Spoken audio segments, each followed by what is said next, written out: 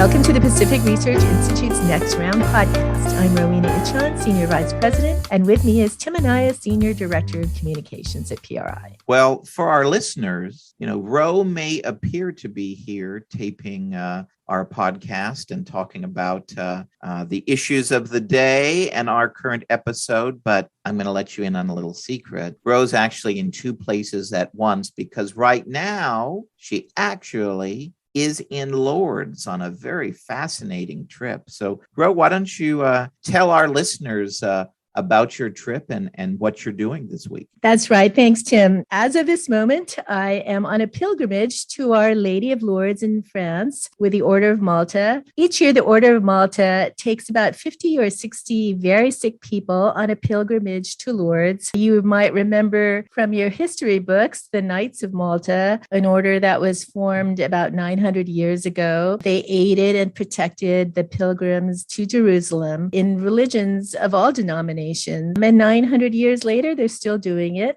But also the pilgrimage to Lourdes is just one of the things they do. They're a worldwide organization. A big effort now, of course, is providing aid to Ukrainian refugees inside Ukraine and also on the border in Poland. I do want to add that, and we've looked at this issue before, is that both Wayne Winegarden and Carrie Jackson have done a lot of work on homelessness and the role of private and faith-based organizations in helping people in need, especially the homeless. And often they've been much more effective than government in helping those in need. So please look for our work. Our latest book is No Way Home, and it's on Amazon. And it's about the great work that a lot of these private sector organizations are doing to help the homeless. So before we get into our interview this week with Wayne Winegarden, a little plug. Save the date for our 11th annual Baroness Thatcher Gala Dinner, which is going to be on Saturday, June 11th at the Balboa Bay Resort in Newport Beach. And we have a fantastic speaker and honoree this year, and that's Kellyanne Conway. And she's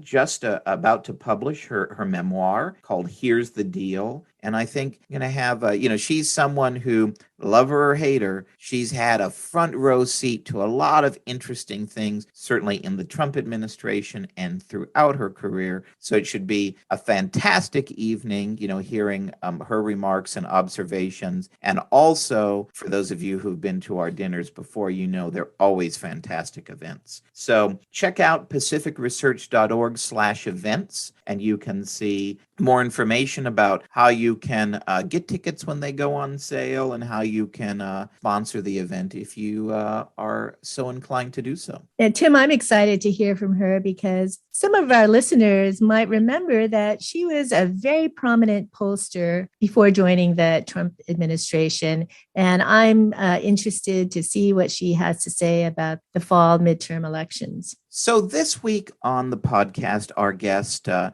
haven't added it up, but he must be the guest who's been on our podcast the most times, and that is our Wayne Winegarden. And Wayne is talking about a fantastic series of briefs for our Center for Medical Economics and Innovation called Coverage Denied. And really the series, and you can check out the first three papers, and then the fourth paper is just about to be released at the CMEI website, which is medecon.org. And really the series goes into our broken third-party healthcare payment system. If you think about it, we don't really pay for healthcare as individuals anymore. Yes, we pay for premiums, but it's really third parties who are paying, whether it's your employer or whether it's insurance companies or whether it's the government through things like Medicare or veterans healthcare. And Wayne makes the point, one of the reasons why premiums are going up so much and why in some cases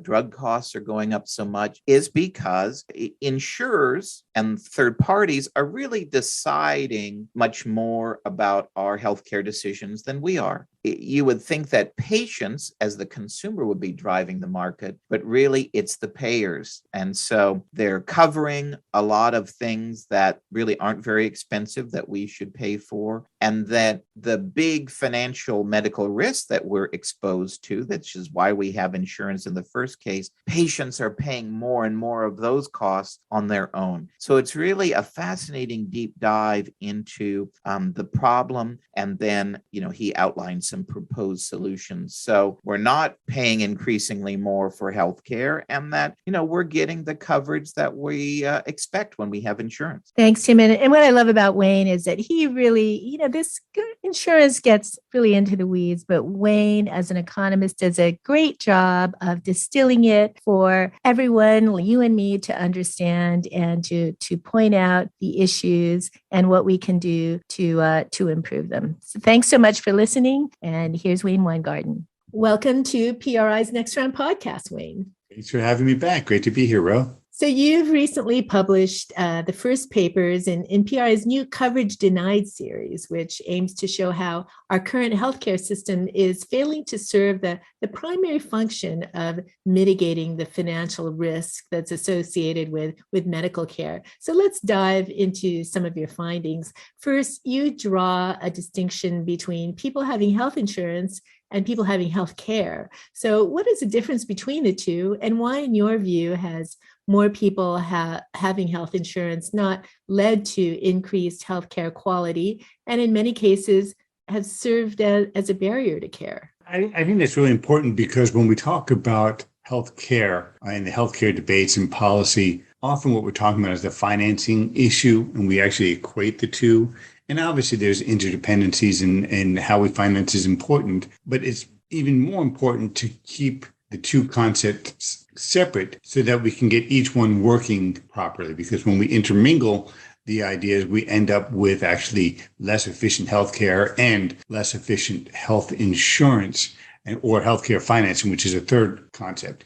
So when we're talking about healthcare, what are we talking about? That's actual provision of a service, right? It's a checkup, it's surgery, it's medicine we're taking. It's the services that maintain our health, or the services that treat an illness. Financing is a way, how do we pay for that, which can be done through health insurance or not. Health insurance, it's a financial tool, right? It's insurance. And we actually interact with insurance, all the time. Our home insurance, auto insurance, life insurance, right? This is a financial tool that mitigates the risks, right? In this case, the financial risks with healthcare services. It's not synonymous with paying for healthcare. It's not synonymous with healthcare services. And the confusion of these concepts is leading to some really poor policy choices. Because just because we're expanding what we're calling insurance, that's not going to improve the quality of care when that system itself is a barrier. So just, expanding the system to more people is just expanding kind of those adverse impacts more broadly. And I think that's part of the reason why we're not seeing an improvement in care at the same time that we're seeing kind of this expansion of health insurance coverage. So people may think that having health insurance will reduce the amount that they're paying out of pocket for care. But as you document in the series, insurers are focusing on expenditure controls rather than reducing the financial risk borne by patients. So how is this focus contributing to people paying more for out of pocket for healthcare and also rising medical debt? Yeah, well, I think this is one of the more important concepts, especially because when we talk out of pocket, and when the government measures out of pocket, they're specifically referring to the cost we pay, like the co-payments you pay when you see the doctor or buy your medicine, the co-insurance cost, that that money that is directly taken out of your pocket at that moment of service. But there's actually a too narrow definition, because you have to recognize that we're actually paying multiple times for our healthcare services, right? We pay or have someone paying on our behalf, which is, if you have employer-sponsored health insurance, right, and the employer is paying your premium, that's still coming from you, right? That's a benefit you're receiving. That's still a cost on you. So we're paying out of pocket to pay those monthly or annual premiums, right? When we're paying co-pays and co-insurance, we're paying out of pocket. And the final category we pay, which is particularly damaging, is when you have these extreme costs and insurance isn't there. Either those people are uninsured or the insurance has benefits not covering it. And that's where you see these really crushing costs that lead to medical debt and a lot of those problems. And in fact, that's where kind of the insurance part is failing, right? The way health insurance is supposed to work is that, we pay premiums to cover risks, but that's not what's happening right now. We pay premiums that are prepaying our expenditures that we're going to make throughout the year, leaving an inadequate amount of coverage for those true financial health risks. And that lack of coverage at that critical moment leads to the medical debt issue and leads to the bankruptcy. Because the one thing we always have to remember is that when it comes to healthcare, a very small minority of people are responsible for, in any given year, a large share of the expenditures. And so this inability for the insurance to be there at that critical moment is leading to the rise in medical debt and is leading to those kind of bankruptcy issues that we hear about. When you explore in great detail the flaws of America's third-party healthcare payer system, individuals are paying for fewer and fewer healthcare services directly, yet patient overall healthcare spending is increasing dramatically. How's this happening? And that seems counterintuitive, right? That we're paying for less, we're spending more, right? But again, this is because of the incentives of the health insurance system being so perverse. If we kind of look at how the payments work, right? Patients are not in control of how healthcare dollars are being spent, right? Because they're not the entity that's directly paying the providers, right? Payers, health insurance, whether it's government or private company or employer that's self-insured, right? They're the ones paying. And therefore, providers have to account for their desires, not just the patient's needs or the patient's desires. And so the lack of control by the patients is really blunting that economizing benefits that would otherwise occur, right?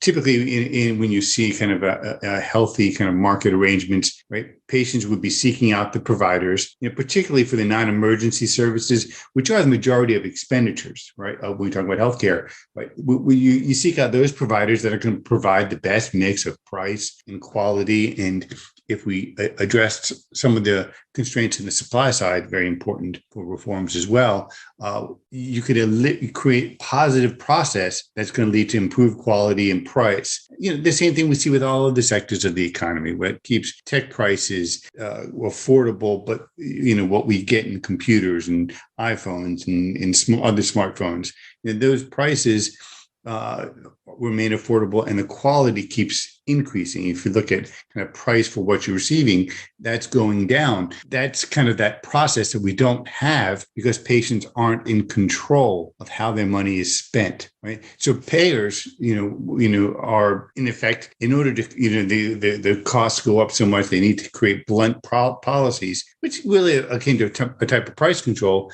to artificially cap expenditures. But there's not this kind of necessary incentives to create the necessary innovative environment to truly control costs. And that's why you get that rising expenditure, but declining quality. So with more healthcare expenditures being paid by third-party payers, you document that this shift in financial responsibility means payers are exercising more control over healthcare decisions than patients or doctors. So walk us through how, in practice, the desires of third-party payers are negatively impacting what's best for patients. This just picks up on what we were just talking about, right? The payers' incentives are not the same as in patients. If you think about it, right, the incentive of a payer, if you're an insurance company, your incentive is to control your expenditure growth relative to your premium growth, right? I mean, that's how you can maintain your profits. And a government's going to have an even more distorted, impact. But there's a political process, but again, controlling that expenditure within kind of that political process, right? That's not the incentive of patients, right? Both of those areas, that's a very different incentive of patients who we want to receive kind of the best healthcare. In our judgment, what's the best healthcare at the lowest cost? And we want to have some sort of guarantee that the bankrupting impacts, when there's expensive risks, we want those bankrupting impacts adequately covered, right? We want insurance. We want to know if something awful happens to us health-wise, that the financial costs of that are going to be covered. So we have those fundamentally different interests. And sometimes, maybe even often, those can overlap. But there are also many times when there's going to be very important kind of divergences in those interests. While in the current system, payers' interests predominate. So when those kind of fundamentally different incentives are going to lead to different outcomes, right, they're going to favor the interests of the payer, not the interests of patients. So how do we see that? Well, often drugs, right? If you look at should we have which drugs should be covered, that's going to reflect what the payer wants, not necessarily what's best for a patient, especially because patients' needs are so divergent. There's not just one patient interest. It's a wide variety of interests. What type of healthcare procedures are going to be covered? All sorts of healthcare decisions are going to reflect that interest of the payer. And because those interests are different, you can have policies that fundamentally do not represent the needs of patients. Well, we can't talk about healthcare affordability without discussing prescription drug affordability. So in the Coverage Denied series, you document how the flaws in our current healthcare payment system have shifted a significant share of our out-of-pocket drug cost onto patients, as you alluded to. Talk about how the third-party payment system is contributing to America's drug affordability problem. Yeah, I mean, this could be a podcast all to itself. I mean, and it's failing patients today because they bear too much of the costs are being shifted on them. And it's also failing patients tomorrow because this is creating all sorts of calls for price controls, which is going to disincent future innovation. So we're serving patients poorly today. We're serving patients poorly tomorrow. And it all comes again from this third-party payer system, this opaque pricing system where patients aren't in charge. And in this case, it's really these middlemen, pharmacy benefit managers or PBMs, that are representing the demand side of the market. And again, their interests are going to diverge.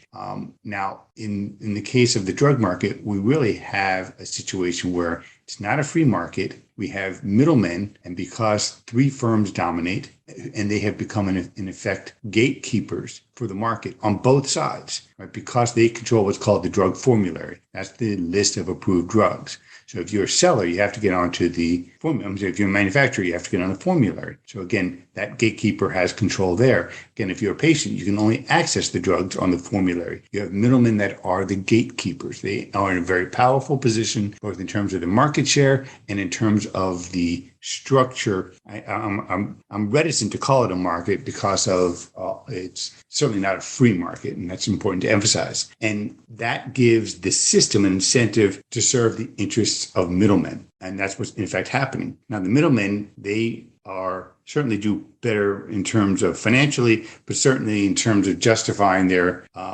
benefit by negotiating very large discounts. Now, discounts is typically, when you think about a market, discounts are a good thing. You think about, you go to the store, you use a coupon, you get a discount, that's a good thing. But again, that's a good thing because you as the consumer benefit from that discount at the time of purchase. And that's not what's happening in the drug market. What's happening is the discounts go to the PBMs, and they're going to say, oh, okay, we pass that along to the insurance company, so your premiums are lower. And to some extent, that's true. But even if that was 100% true, you still have patients, because of the way the system works, their co-insurance costs are overly inflated. And this gets very complicated, why we could spend a whole podcast on it. But basically, you have a system that's set up to charge patients more at the time of when they're purchasing their drugs, even though those costs really don't reflect the actual costs of the drug. If we take an analogy of what's happening, and I think that may help it a little easier.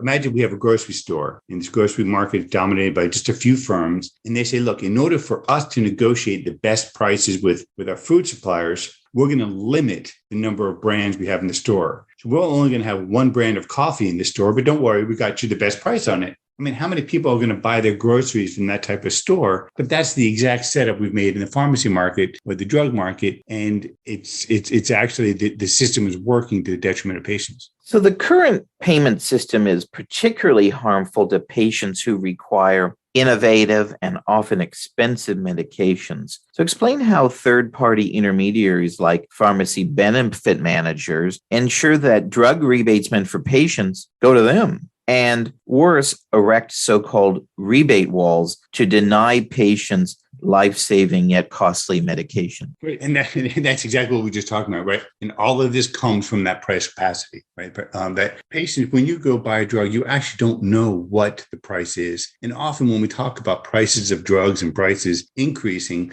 it's actually not the systemically relevant price. To take a quick divergence, look at insulin, which is always an issue in terms of, we talk about the expense of drugs. The list price, right, what's called the wholesale acquisition cost of insulin, has been growing tremendously. But after all those rebates we just talked about, the net prices have actually been flat to declining. Think about that for a second, right? So that insulin makers are receiving less money from the drug, but patients are paying more because the patient's costs are based on that list price, right? So patients pay a percentage based off the list price, which is not the systemically relevant price because there's very large discounts. And so that the payers only pay a much smaller, what they call net price, right? So patients are paying more, manufacturers are receiving less.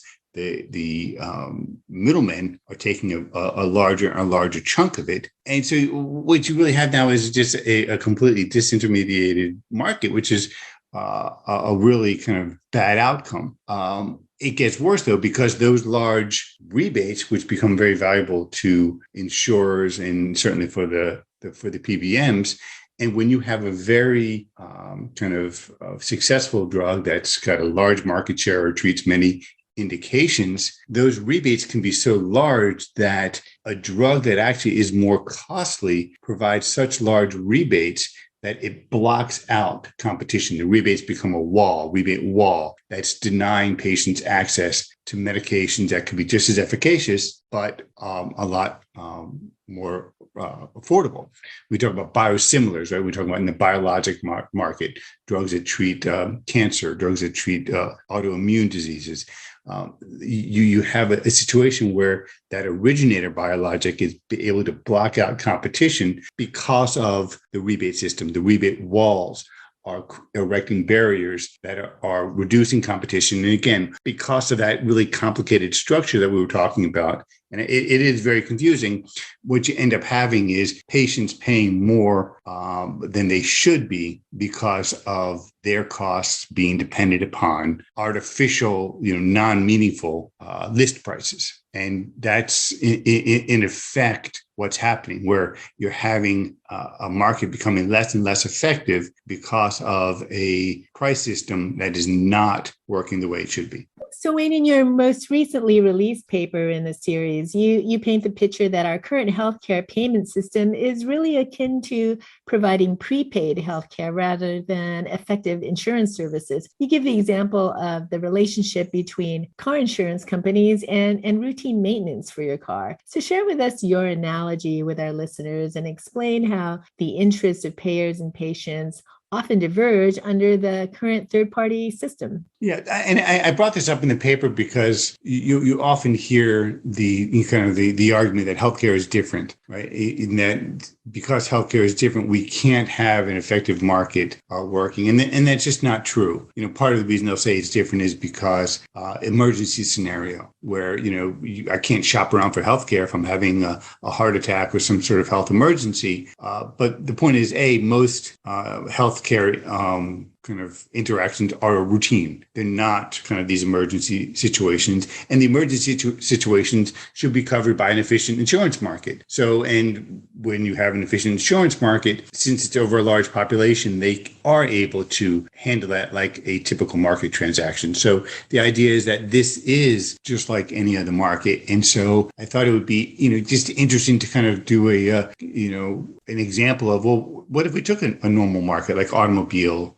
insurance and we made it work like health insurance, and so you can visualize that the same problems we have in our current system would arise. So right now we have automobile insurance, right? And it's there for accidents. You don't do prepaid kind of routine maintenance when you don't pay for that through your automobile insurance. You just, it's there in case you have a very expensive accident. Health insurance, it covers routine, non kind of not non-insurable transactions, right? It's a routine. It's not something that you would insure against. But what if we did automobile insurance like that, where you pay for all your routine costs as well as emergency? So now you're paying for oil changes and tune-ups through your insurance, in addition to kind of accidents or major, breakdowns. So now car consumers under this scenario, they're not going to have an incentive to shop for the best deal, right? Why are you going to go through all the effort to run around town to find who's got the cheapest costs for or the best quality for oil changes when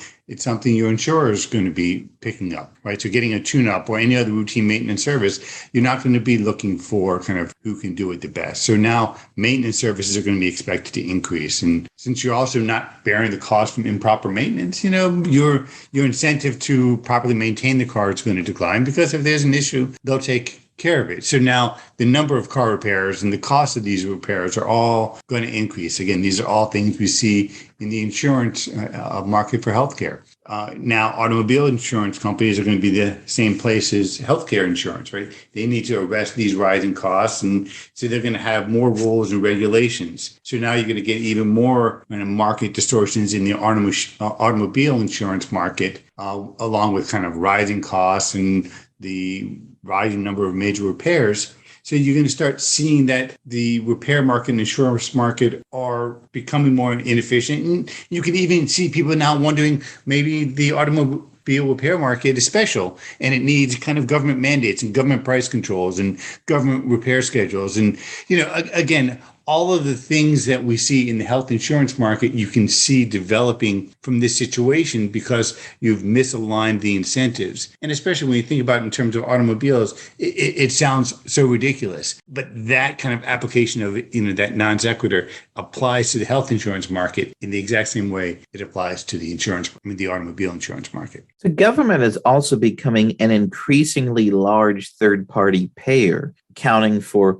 over 50% of all spending. So in your view, how does the government becoming a much larger third-party payer compound these problems of cost and quality in healthcare today? Well, one, they compound it because they're a third-party payer, so they're subject to all the same disincentives that a private payer would have, that they're not going to have policies that actually reflect the needs of patients, that patients aren't going to have the ability or the incentive to go find all of the right services and right doctors for themselves. And that helps drive quality improvements and cost improvements. So you have all of those same policies that you see in the private sector. So one, it's just third-party payers have that disincentive. But you have an extra disincentive when you talk about the healthcare through the government, because they have the ability to impose price controls and mandate that hospitals just accept it. And the shortfalls in terms of Medicare and Medicaid reimbursement are significant. If you look at what the data the American Hospital Association says, Medicare pays about 84 cents on the dollar, and Medicaid pays about 88 cents on the dollar. Now, when we're talking about 84 cents, we're not talking about on the dollar of kind of what the hospital wants to charge. We're talking about actual expenditures. So we're talking about just breaking even, that the government, because of its position, has the ability to, in effect, mandate losses on the healthcare providers. So if you kind of have 50% of your market where you're actually losing money, right? Now, if you're a hospital, right, you've got to charge, based on those numbers, right, $1.14 for every dollar of cost that a private patient incurs, talking about 50-50 market, just to get to $1 of cost. So in other words, for just the hospital to break even, they have to overcharge 14% of the expenses onto the private sector just to break even. Right now, they're not there just to break even. They've got to cover a lot of other costs. So you see that the more that the government gets involved in the market and the more they can mandate uneconomical prices, the more you see costs increasing on the private sector. So beyond all of the negative kind of third-party payer impacts that you have from kind of a third-party payer situation, the government, because its inability to underpay healthcare providers, leads to cost inflation on the private side. And there's actually a large number of kind of academic research. Amy Finkelstein has done some brilliant work on this in the academic journals that links together the impact of kind of rising government payments increasing overall costs, healthcare costs for the system. So, Wayne, well, the final papers in the series, which are going to be released over the next few months, will talk about reforms to fix America's third-party healthcare payment system. Give us a preview. What can we do to reform the system so it ultimately favors the needs of patients over the needs of payers? I mean, most importantly, what we need to do is empower patients. We need to change the way healthcare is financed so that patients are able to be in control of their own healthcare decisions. And part of that is then separating out the issue of how do we help those who don't have enough income? And that's been a big part of the problem, is that we are confusing those two issues of an efficient healthcare market versus, okay, some people don't have the resources and we want to help them.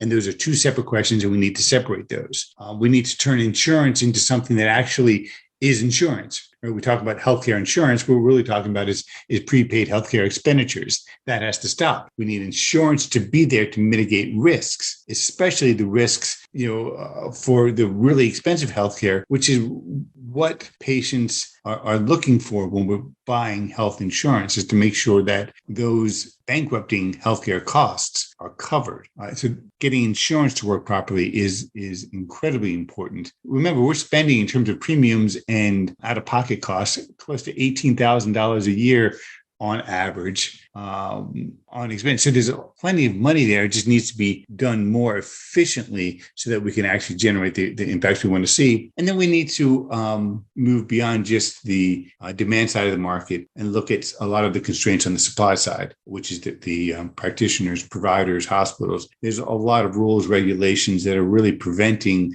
the supply side from innovating, and we need that. So we need kind of that healthier, I guess if there's a theme to it, very kind of economic kind of driven, but we need a healthier incentives on the supply side, and we need to create healthier incentives on the demand side.